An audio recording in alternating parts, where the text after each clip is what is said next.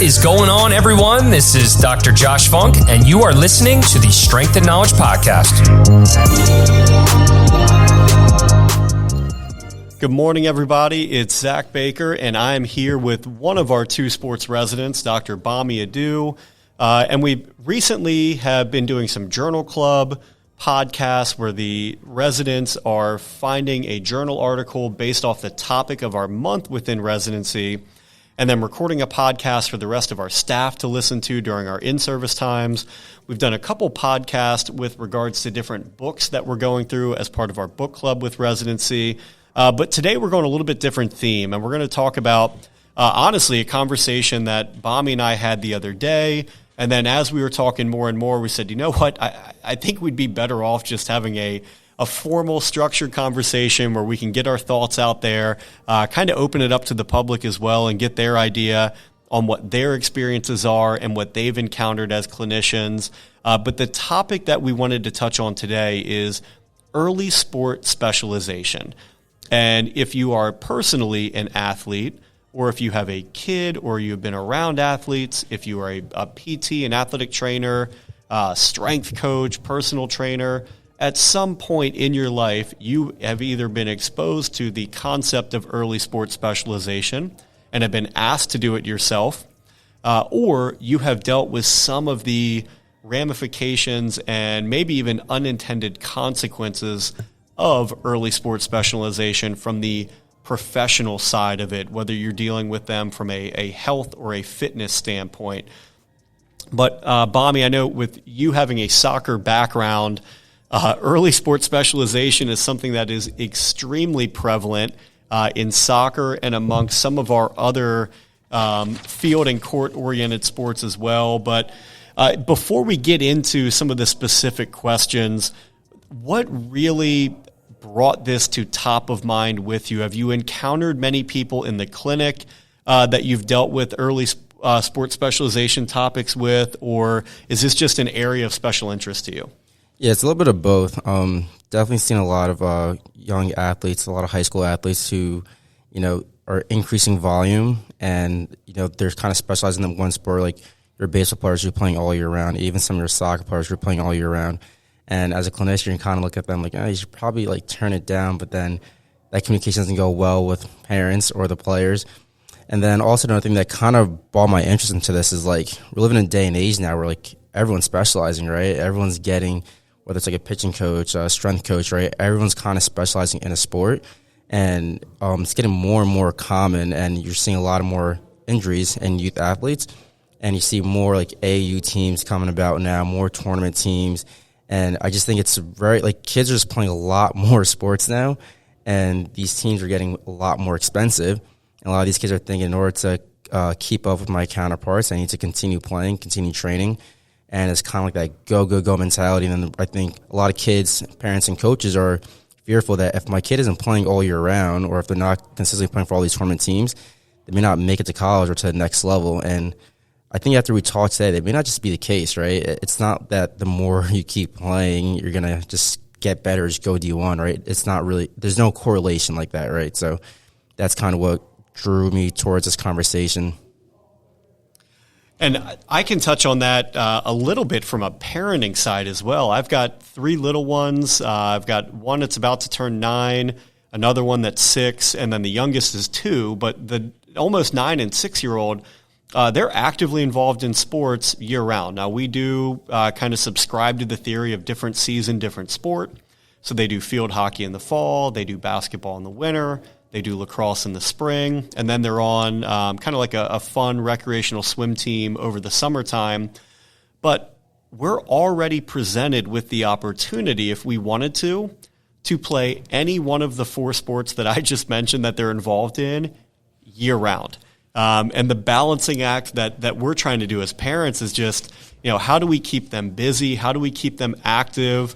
And not even thinking about, grooming them for college success or for success as a professional athlete. But what do I need to be mindful of as a parent when, my daughter has the opportunity to play club field hockey year-round or club lacrosse year-round, and she wants to because her friends are doing it. and just trying to weigh the pros and cons of, giving them all the benefits of team sports and the social and just the life lessons that you learn from that, but not exposing them to some of the unintended consequences that may come along either from a health or injury standpoint. And that's kind of where I want to start this conversation today, Bami. When we talk about early sports specialization, there's really two routes that people always end up taking the conversation to, and that's really injury and performance. And do you want to touch on this a little bit in regards to either some of the arguments for early sports specialization because it enhances performance, and if we want to go devil's advocate on that, where maybe it does or doesn't, and then also just from an injury concern standpoint. And I don't care where you start with this because I think it's going to kind of evolve as we go back and forth with this. Yeah, so let's start off with the performance, right? Kind of alluded at it. It's one that I'm most familiar with. So it was probably like maybe 5 to 7 years ago.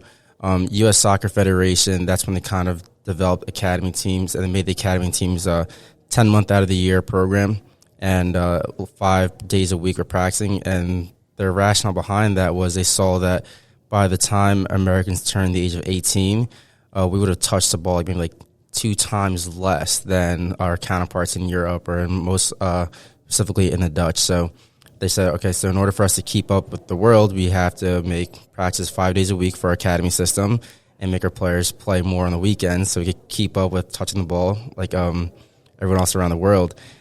That was their kind of solution to us keeping up with the Europeans in soccer.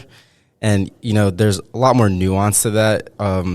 When I think about that, I kind of chuckle a little bit because there's also the backstory is that soccer in America is also a lot more expensive than soccer in Europe, right? So, and it's not the same, right? It's a different sport. Parents and players, they want to continue playing now because for them to make it pro, make it to the next level, they think it's going to increase their performance. And I guess my counterpart to that was that there's a lot of people who didn't take that route and are playing professionally, playing at a really high level. Thinking about performance, thinking about some of the best players, some of the best American players that we think of, right? Think about guys like LeBron James, Michael Jordan, right? They didn't specialize in basketball. They were playing different sports up until high school. Michael Jordan, he played baseball. He had a stint playing professionally. A lot of the literature doesn't really support increased performance with early sports specialization. And I think that's something where parents and coaches need to understand. And sure, there's some sports where you probably need to specialize at a young age, and you probably want them to specialize. What comes to mind right now is a sport like gymnastics, right? The window to be great in gymnastics is so small. Like these people are making an Olympic team by the age of like 14, 15, 16. So they're going to have to specialize at a young age. Think about another sport like golf. When it comes to golf, I'm not as concerned with some of the injuries that you can sustain in other sports.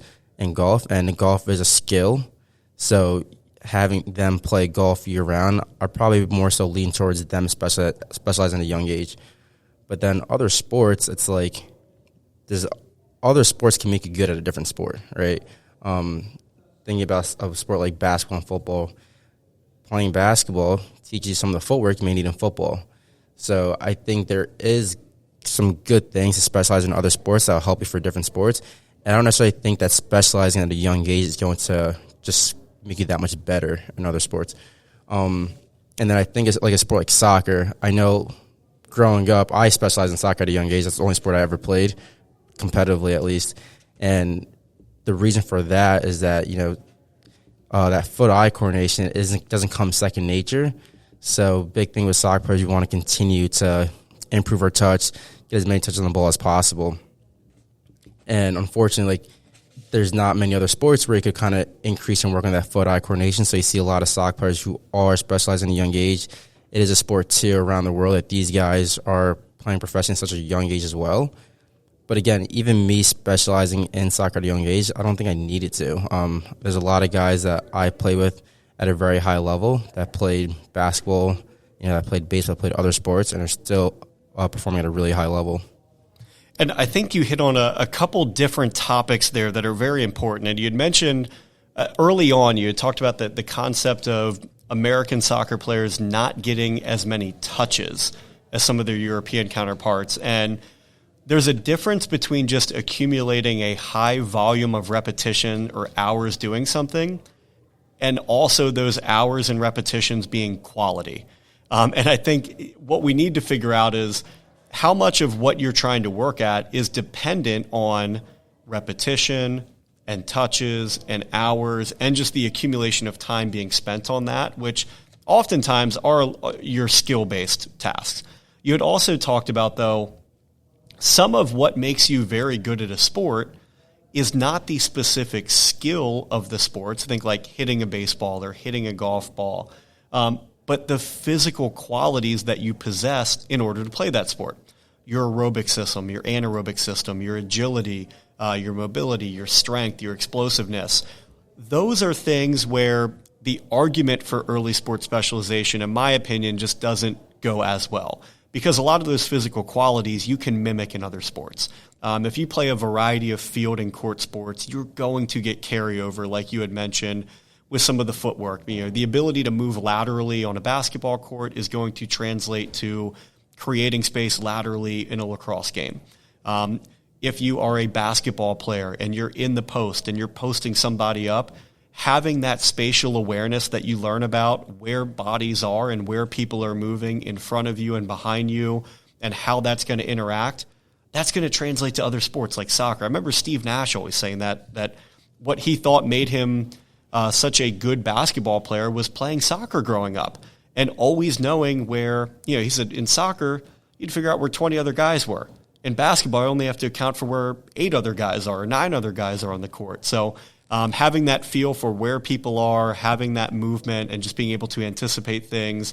Obviously, you're going to get better at playing basketball by playing basketball, but there's going to be other sports that have qualities and have demands that are going to be synergistic and complementary to what you're trying to do.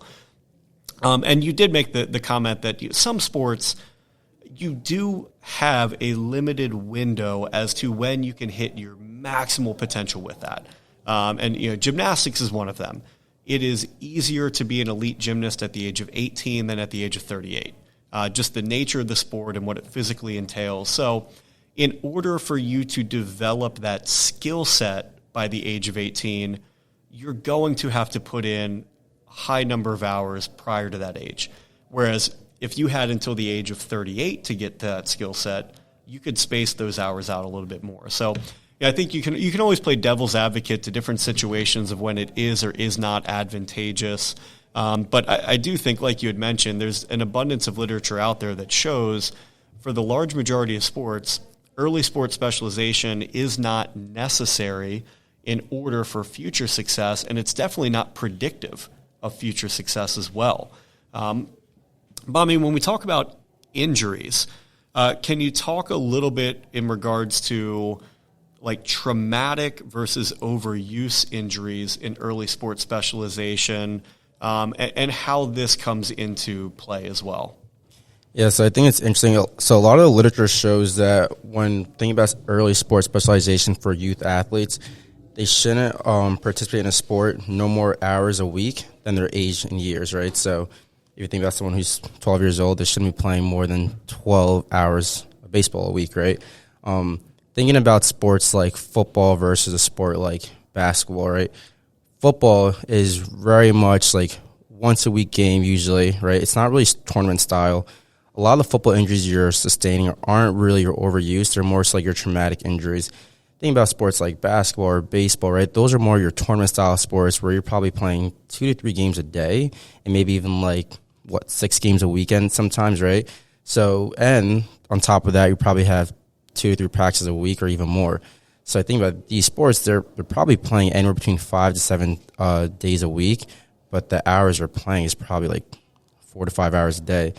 They're going to be sustained more so of that overuse injuries, right? So when it comes to early sports specialization, if we're not participating in those sports at that much volume, a week or a month or a year, we could tend to limit some of those overuse injuries in those sports. And a lot of literature shows that if we're increasing in volume, right, you're going to sustain yourself to more overuse injuries. It's just the nature of the game. So when it comes to injury, the literature supports that early sports specialization can lead to injury. It doesn't necessarily lead to increased performance, but it can lead to injury, and that's always kind of what I like to tell parents and kids that are playing lots of sports year round and playing at an increased volume, and they come in with some of those tendonitis type issues, and you're trying to get them to maybe decrease volume, not even take them away from the sport, but just decrease that volume, and having that conversation with them, like, yeah, you're playing so much throughout a week, like it's almost inevitable that you're going to develop some type of tendonitis or type issue. And you had also alluded to that there are certain sports that just predispose you to more year-round play. And I think of sports like basketball, soccer, lacrosse. They're sports that there are a lot of options to play year-round. Swimming, a lot of options to play year-round. You can play, you can do indoor, you can be in outdoor pools. So it's something where a sport like football, yes, you may be working out year-round, but it's highly unlikely you're going to find the ability to play organized tackle football 12 months out of the year. You can go into any state, and you can find the opportunity to play baseball year-round. And the hard thing with baseball, too, is it started to adopt it to some of this more tournament-style play. I know a lot of youth athletes in our area, and when I say youth, I mean, we're talking about kids that are in elementary school who they do not play league play for baseball. They practice during the week, and then they have tournaments all weekend. And they have tournaments from Friday through Sunday where they're playing 2 to 3 games a day. They may be playing anywhere from 5 to 7 games in a weekend. And what does that do from the strategy? If you're in a tournament, you only get to play if you keep winning. So what does that do to pitching rotations? Well, you probably don't have much of one anymore. You're probably just throwing your best arms and doing whatever the league allows you to do in regards to getting your best players out there. So the difference between this tournament-style play and these showcases compared to how you may manage your roster, how you may manage your playing time if you're in a more traditional league-style play where you played 1 or 2 games a week, you had a regular season, and then a final postseason. And you think about just any sport that you watch, like when you get to playoffs, things change. Like the intensity changes. Every pitch, every play, every quarter is make or break. You don't have the same kind of leniency and flexibility that you do with your more traditional league play. So I think that factors into it as well. And then that's also going to get into just the concept of the types of injuries that we're seeing. Like you had mentioned, some sports are going to be more of your traumatic injuries. Now, a lot of times when we talk about early sports specialization, we tend to harp on the fact that most of the injuries we're seeing are going to be repetitive stress, repetitive overuse, because they're either playing at a high volume in a short amount of time because the style of play is changing, or they're playing constantly throughout the year and they're never getting that natural rest break. The other thing that you'll hear, though, is we're starting to see things like ACL tears more and more prevalent. Some of these more traumatic injuries, whether they're contact or non-contact, but they're happening at a higher number than what they used to happen. And my thought on this is you can talk about early sports specialization and, well, maybe we don't develop as well-rounded of a skill set, or maybe we are having increased stress on the same areas or the same parts of the body because we're playing the same sport year-round, and we gradually wear away at that area till it hits its breaking point. The other thing, and this is what you talked about earlier with just the sheer volume that people are playing, the whole reason that American Soccer Academy started was to double the touches. Well, for doubling touches in that scenario you played out, they were doing that in the manner of getting on the field more frequently and more often. Any time that you step foot onto a competitive field, there is a risk for injury. So I think part of the reason why we are seeing an increase in ACL tears and some of these more traumatic injuries that do lead to surgery is we're giving athletes the opportunity to get injured almost 2 or 3 more times a year. I had made the comment that my daughters, different season, different sport. They play a fall sport, they play a winter, they play a spring sport, so they have 3 different sports.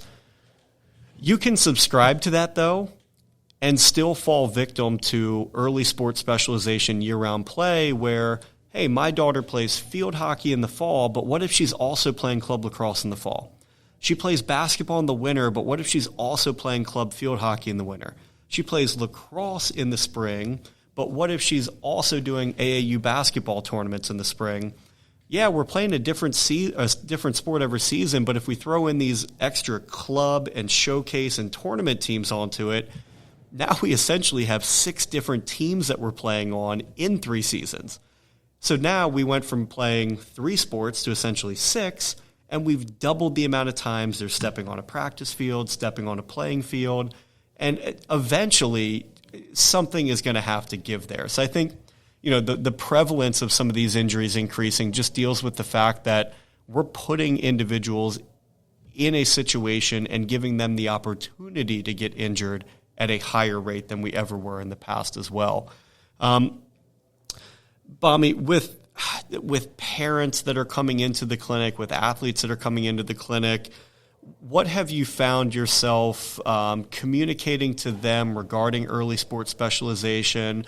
Or I guess another way to frame that up is, what are some realizations that you've come to as a clinician that this kind of is what the youth and adolescent sports landscape looks like, and this is how I need to prep for it as a clinician? Yeah, I think a coming to God moment for me was when I talked to a parent oh, maybe your kid should decrease volume. Mom looked at me and was are you paying $3,000 a year for my kid? So I think that was a good recognition for me that it's not that easy, right? And I think the tough part is we want to talk to the parents and talk to the kids, but the reality is a lot of these leagues and a lot of these teams, they're expensive, right? They're year round. These parents are paying a lot of money for their kids to play, and they're expecting that they put in this much money into it. Yes, the kid's having fun, but they're also hoping that on the back end of it, the kid gets a scholarship or, they end up going to play at a higher level. So I think the tough part is that, there is a lot of time, money, and investment that these parents and these kids put into it, that if they feel like they sustain an injury that they can still play through, they don't really want to stop playing, right? They don't want to get put behind. They want to continue playing, so they're put themselves at a good space for them to progress and be better. So I always said this, I think a good way to tackle this really is talking to some coaches. These coaches don't always recognize the severity of the injury, and sometimes these kids or parents may not even communicate it with the coaches. So if the coaches see them at practice, the kid's not saying much, the coach is, all right, let's go out and play. So I think a lot of the communication should come with coaches, explain to them what you saw and explain to them the benefits of maybe holding this kid out of just this one game this week, give them 2 weeks off, and then doing some rehab, even put them in a better spot they're in now than 2 weeks from now. I think the big thing is that I found was not making it so doomsday for these patients, right? Not saying, hey, if you keep playing, you're going to do this, or you may not be able to play again, or you've got to shut it down the season. Players want to play, right? Athletes want to continue playing. So give them a timeline, hey, if we could maybe decrease volume for this amount of time, maybe shut it down for this amount of time, revisit this in maybe 2-3 weeks, then maybe we put ourselves in a better position. Maybe not, but at least we give ourselves a good chance. So kind of how I start to frame my conversation now, whether it's with parents, coaches, or players, is telling them what I found, trying to get a way that they could decrease volume but not completely shut it down if that's a possible solution at the time. And then also trying to give them something to look forward to, understanding that, hey, maybe decrease volume now and then maybe you're back in time for playoffs, right? Obviously, we're not going to promise anything to them, but just explain to them that we just got to give ourselves a fighting chance, because if we keep going at it with this rate, it may just not get better within the season. And then I think it's also very important to realize the timing of the season and the sport, right? If it's going to have a tough time trying to tell someone to decrease volume in the playoffs, right? It's a lot easier conversation if it's happening in the beginning of the season or if it's happening right before the season starts. But if it's later on in the season, then that's a tougher conversation. So I think there's a lot more nuance to these conversations, and it really just depends on, the person you have in front of you and what sport they play and the time of their season, really. And I think recognition of just the whole situation and all the variables involved. And I think having an accurate diagnosis is key. And first recognizing, is this an injury that you can play through, or that you cannot play through. It's just not medically advised to play through. And then if you are attempting to play through it, how is that going to impact performance, and how may that impact the progression or the regression of that injury? The next thing you have to figure out is what's contributing to this injury. Is it sheerly just exposure and volume? And if so, the only answer to that equation is minimizing volume. Or do they have some just physical characteristics or traits that if you improve, it will make them less likely to have this injury again? And that's where you go through your PT school. You know, check their mobility, you check their strength, you check their mechanics with how they're doing things, and figure out, is it purely volume-based, or is the volume just amplifying maybe an underlying issue that's predisposing them to more stress in an area? Something that I found myself doing, and it's very common to what you had just mentioned, is figuring out where are you at in your season and what do you have coming up? What is nice to play in versus what is I need to, and needs a strong word, but I would really prefer to play in this. And I see it a lot of times in the area that we're at with our lacrosse population. You get into the end of the spring and into the early and midsummer, and that's where a lot of showcase tournaments are. But there's typically some extra tournaments that the team's playing in that they're not going to be as heavily recruited in those tournaments. Maybe the competition's not as high, and they're in those tournaments just to keep continuity of play so they don't go to these larger showcases and look rusty as a team. So areas that you can have, if it is a volume-based injury, figure out, hey, how many practices do you have a week? Are you practicing once? Are you practicing 3 times? Do we have any ability to scale back some of that? What tournaments do you have coming up this summer, and what are the ones that you're playing club lacrosse because it gives you the opportunity to play in this tournament? Cool, that's what we're focusing our sights on. This other local tournament, I know you want to play in it, but the 5 schools that you're looking at, none of your coaches that are coming to recruit you are going to be at that tournament. If I'm picking one of these to sit out of, that's the one that I'm sitting out of. Or if I'm picking one to be very selective in how many minutes I'm playing with each game, that's the tournament that I'm going to be selective with. So the other thing that I find, you can have some low-hanging fruit with outside of their formal practice and game schedule. What else are they doing? And you'd be surprised how many people are dealing with an injury, playing with their high school team, playing with a club team, but then they're also going to the gym on top of that. And they're beating themselves up in a gym, which in their mind is well-intentioned. They're trying to get in better shape. They're trying to put themselves in a better position physically. But as you start diving into what they're doing with their workouts, it becomes very repetitive with what they're already getting from their competitive play. And when you look back at it, you realize, I think this is more detrimental than beneficial for you to take part in. And just removing that at times is enough to scale things back, to give a window of opportunity to recover and heal up and get a little bit healthier. Sometimes it's education on just how many things they are committing to.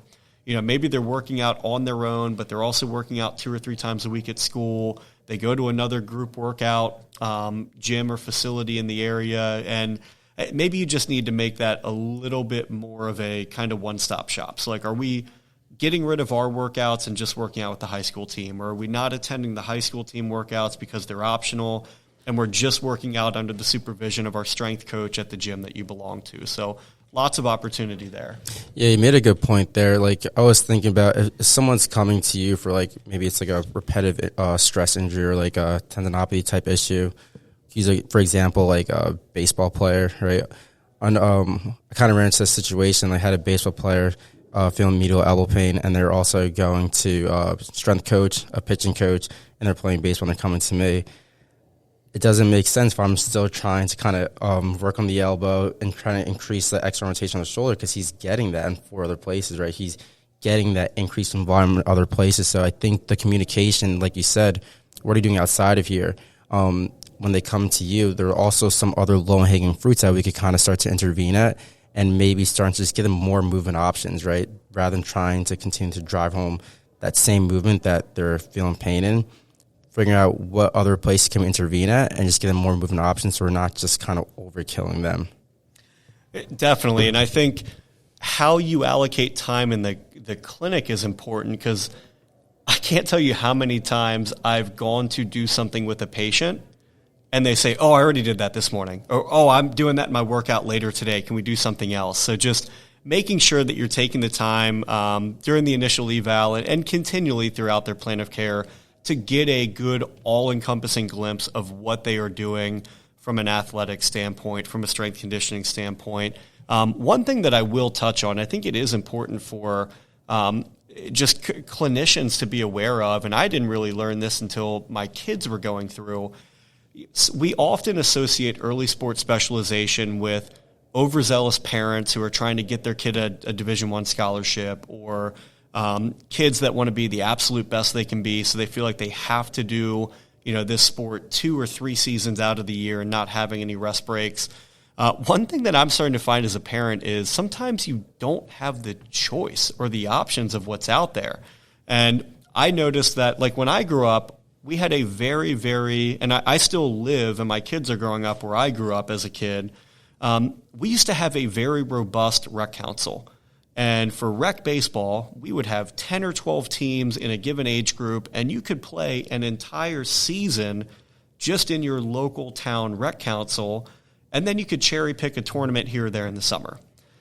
Now, we don't have those numbers. Like, there's been this big transition towards travel and club sports at an earlier age where it's crushing the rec councils. So even at earlier ages where we would probably prefer people not committing to club, there's some areas where we have offices at Rehab to Perform where they just don't have a rec council to support that. So the only option those kids have is club sports at an early age, and unfortunately, just some of the scheduling demands that come with club sports. The other option is there may be a rec council, but so many people have gravitated to club sports, just that the quality of what's available at the rec council, either from a competition standpoint, from a coaching standpoint, or maybe even just a resources standpoint, and what they have as an organization, it isn't even close to what they can get if they go the club route.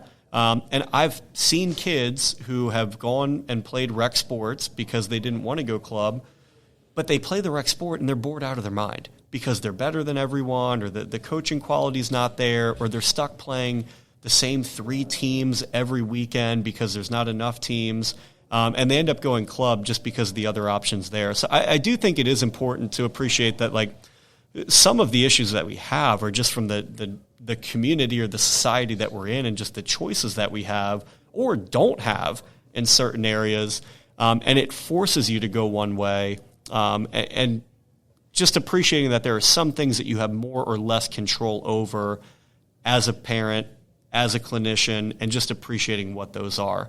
Bami, did you have any other just kind of final closing thoughts regarding early sports specialization? No, I just wanted to kind of loop it all back together. So kind of what we said, it's not a bad thing to specialize, right? So that wasn't really where this was going. It's just trying to give more information of, engaging. If you want to be really great at a sport, and doing other sports or not specializing isn't going to make you bad at that sport. And there is a point in time when you are a youth that you do want to specialize, right? So maybe when you get into high school level, maybe that's the time you want to start to specialize and get more involved in the sport. And the whole purpose of the early specialization is that before the body has time to grow, we're kind of moving this one way the whole time, right? So that's kind of the argument against early sports specialization, is that giving youth athletes just different movement patterns, right? Different ways of moving, rather than just having them move the same way and predispose them to other type injuries. Yeah, and I think 2 things to go even further on that is with early sports specialization, I think you had mentioned it can be beneficial to acquiring skill sets at a more accelerated pace, as long as you're mindful that you're not taking away from physical development and just exposure to other things, and also not being naive to think that you cannot get similar exposures and skill sets from various sports. But I always wonder, how many of your friends, I had one friend that was a phenomenal wrestler, and that was all that he did, because he started wrestling at an early age. He was very, very good at it, and he just did that year round.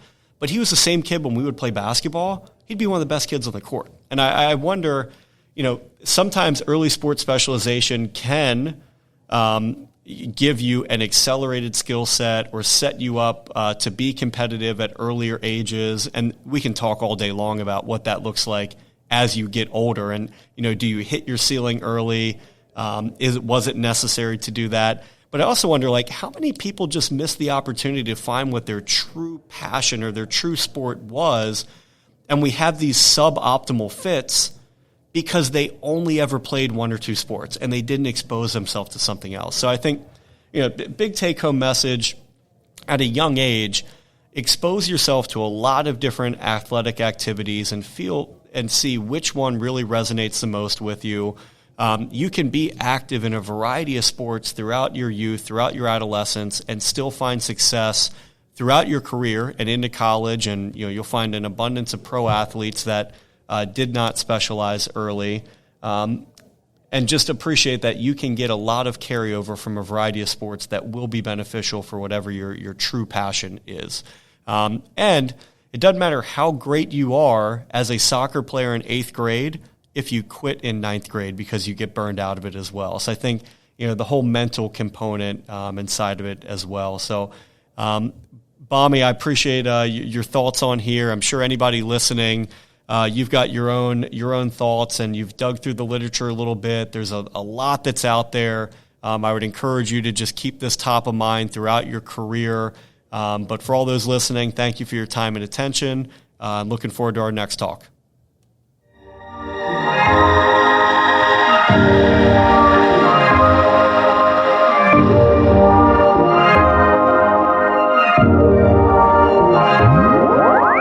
Thank you for listening to the Strength and Knowledge Podcast. If you enjoyed this episode or have been tuned in for multiple episodes, we would love for you to subscribe, rate, and give us a review on Apple Podcast or Spotify.